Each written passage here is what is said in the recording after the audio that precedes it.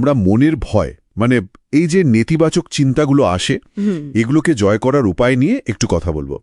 ভয় তো দেখুন আমাদের রক্ষাও করে। হ্যাঁ, তা তো বটে। কিন্তু যখন এটা বাড়াবাড়ি হয়ে যায় তখন তো মুশকিল, মানে জীবনের পথে এগোতে দেয় না। একদম ঠিক। আমাদের হাতে যে সোর্সগুলো আছে মানে সেগুলোতে কিন্তু এই বিষয়গুলো নিয়েই কথা বলা হয়েছে। ভয় জিনিসটা আসলে কি, কিভাবে কিছু গল্প ধরুন আমাদের চিন্তা ভাবনা পাল্টে দিতে পারে, আর কোন কৌশলগুলো আসলেই কাজে দেয় সেই সব। তাহলে লক্ষ্যটা পরিষ্কার, ভয় কিভাবে কাজ করে সেটা বোঝা, গল্পের শক্তিটা জানা, আর কিছু মানে রোজকার জীবনে কাজে লাগানোর মতো কৌশল শেখা। আচ্ছা, শুরু করি ওই জায়গাটা থেকে। ভয় পেলে শরীরে যে একটা কি বলে জরুরি অবস্থা তৈরি হয়, ফাইট অর ফ্লাইট। হ্যাঁ, ফাইট অর ফ্লাইট রেসপন্স। এটা আসলে একটা অটোমেটিক ডিফেন্স মেকানিজম, মানে শরীর নিজে থেকেই তৈরি হয়ে যায়। কিভাবে?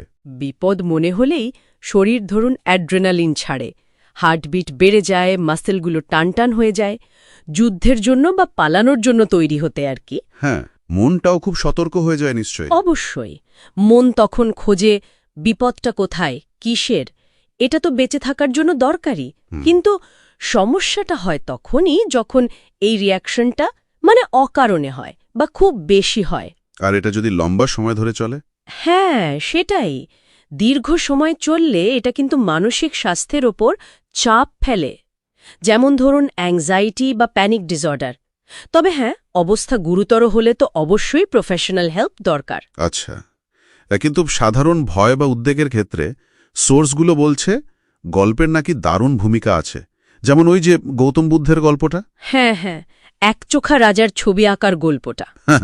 রাজার একটা চোখ নেই, পা নেই, শিল্পী কিন্তু সেটাকেই অন্যভাবে দেখালেন, প্রতিবন্ধকতাটাকেই শক্তিতে বদলে দিলেন যেন। ঠিক তাই।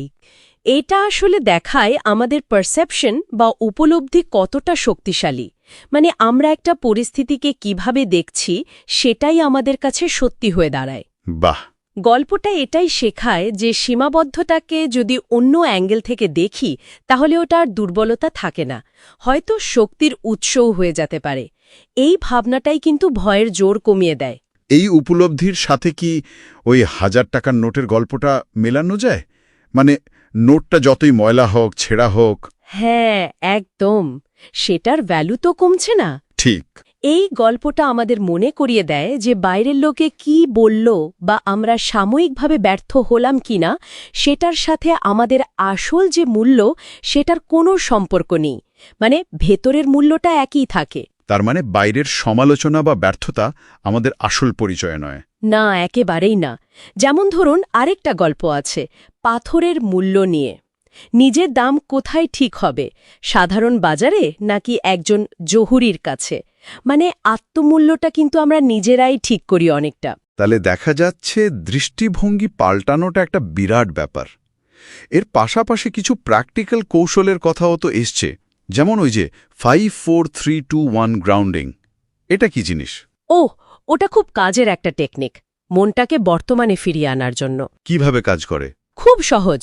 যখন খুব বেশি চিন্তা বা উদ্বেগ আসে তখন সচেতনভাবে চারপাশের 5টা জিনিস দেখুন, 4টে জিনিস ছুঁয়ে দেখুন, 3টে শব্দ শুনুন, 2টো গন্ধ নিন আর একটা জিনিসের স্বাদ নিন। আচ্ছা, ইন্দ্রিয়গুলোকে কাজে লাগানো আর কি। হ্যাঁ, এই প্রক্রিয়াটা নার্ভাস সিস্টেমকে শান্ত করে, মনটাকে ওই সব বিক্ষিপ্ত চিন্তা থেকে বর্তমানে নিয়ে আসে, অনেকটা নোঙর ফেলার মতো। এছাড়া সাধারণ কাজ যেমন রান্না করা, হাঁটা, এগুলো মনকে অন্যদিকে সরাতে সাহায্য করে। আর নেতিবাচক চিন্তার যে চক্র, মানে আমি পারবো না, এটা আমার দ্বারা হবে না, এগুলো ভাঙার জন্য? সেটার জন্য পজিটিভ চিন্তার কথা বলা হয়েছে। মানে আমি পারবো নার বদলে ভাবা আমি চেষ্টা করতে পারি বা আমি পারবো। এইটুকু বদল কি সত্যিই খুব প্রভাব ফেলে? ফেলে তো, কারণ এটা শুধু মুখের কথা নয়, এটা বিশ্বাসের বদল। দেখুন, বিশ্বাস থাকলেই তো চেষ্টা আসে, আর চেষ্টা করলেই না সামর্থ্য বাড়ে, সাফল্য আসে। ঠিক। নিজেকে যখন পজিটিভ কথা বলি তখন আত্মবিশ্বাসটা বাড়ে। ব্যর্থতাকে শেষ কথা না ভেবে যদি ভাবি এটা একটা শেখার সুযোগ, একটা চ্যালেঞ্জ, তাহলে মানসিক জোর বাড়ে। আমি চেষ্টা করব, এই অ্যাটিটিউডটাই কিন্তু এগিয়ে নিয়ে যায়। মনের ভেতরের ভাবনা বা অনুভূতিগুলো লিখে ফেলার কথাও তো বলা হয়েছে, মানে জার্নালিং। হ্যাঁ, জার্নালিং। লিখে ফেললে কি হয়, মনের ভেতরের জটগুলো একটু খোলে। চিন্তাগুলো যখন চোখের সামনে আসে সেগুলোকে বোঝা বা সামলানো সহজ হয়, একটা দূরত্ব তৈরি হয়। আচ্ছা। কেউ কেউ আবার এটাও করেন, মানে মনে মনে দুশ্চিন্তাগুলোকে একটা ফাইলে ভরে দূরে সরিয়ে রাখার মতো ভাবেন। এটাও কিন্তু একই কাজ করে। আর যখন কোনো কাজ বা লক্ষ্য খুব বড় মনে হয়, মানে ভয় লাগে শুরু করতে, তখন সেটাকে ছোট ছোট ভাগে ভেঙে ফেলার কথা বলা হয়েছে, মানে অর্জন করার মতো ছোট ছোট স্টেপ। তাতে কি লাভ? লাভ হল প্রত্যেকটা ছোট ধাপ যখন পার করা যায় তখন আত্মবিশ্বাস বাড়ে, সেটাই পরের ধাপের জন্য এনার্জি দেয়। ভাবুন, একটা বড় পাহাড় চড়ার চেয়ে ছোট ছোট টিলা পার হওয়া অনেক সহজ মনে হয় না? তা তো বটেই। আচ্ছা, এই আলোচনায় তো এটাও মনে হচ্ছে যে একা একা লড়াই না করে অন্যদের সাথে কথা বলাটাও জরুরি, মানে সোশ্যাল সাপোর্ট। খুব জরুরি। ভরসা করা যায় এমন পজিটিভ মনের মানুষের সাথে কথা বললে কিন্তু মানসিক শক্তি পাওয়া যায়। তবে হ্যাঁ, এটাও খেয়াল রাখতে হবে, কি? যারা সব সময় নেগেটিভ কথা বলে বা সমালোচনা করে তাদের থেকে একটু দূরে থাকা ভালো।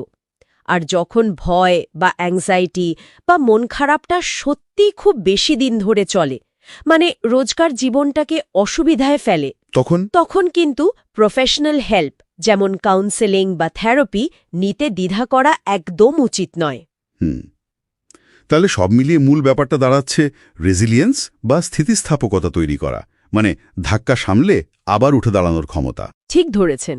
এর মানে হল চ্যালেঞ্জকে বিপদ না ভেবে একটা সুযোগ হিসাবে দেখা, ব্যর্থতা থেকে শেখা।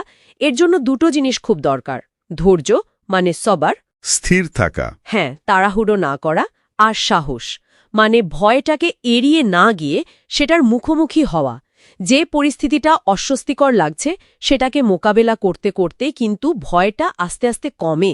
তাহলে আজকের এই ডিপ ডাইভ থেকে আমরা যা পেলাম, ভয়টাকে বুঝতে হবে, গল্পের মাধ্যমে দৃষ্টিভঙ্গি বদলাতে হবে, আর কিছু কৌশল যেমন গ্রাউন্ডিং, পজিটিভ চিন্তা, জার্নালিং, লক্ষ্য ছোট করা, আর দরকার হলে সাহায্য চাওয়া, এগুলো ব্যবহার করে নেগেটিভিটিকে সামলানো যায়। আর মূল কথাটা হলো এটা একটা কন্টিনিউয়াস প্রসেস, মানে চলতেই থাকবে। এর জন্য সচেতন চেষ্টা লাগবে, পজিটিভ থাকতে হবে, আর ধৈর্য ধরতে হবে। আর সবচেয়ে জরুরি হলো নিজের ভেতরের মূল্যটাকে চেনা, যেটা বাইরের কোনো পরিস্থিতিতেই বদলায় না। একদম। শেষে একটা প্রশ্ন ভাবার জন্য রেখে যাই। যেহেতু ছোট ছোট চ্যালেঞ্জ মোকাবিলা করে স্থিতিস্থাপকতা বাড়ে, তাহলে কি রোজ একটু একটু করে ইচ্ছে করেই কোনো ছোটখাটো অস্বস্তিকর পরিস্থিতির মুখোমুখি হওয়াটা ভবিষ্যতের বড় ভয় বা চ্যালেঞ্জ সামলানোর জন্য নিজেকে তৈরি করার একটা ভালো উপায় হতে পারে? কি মনে হয়?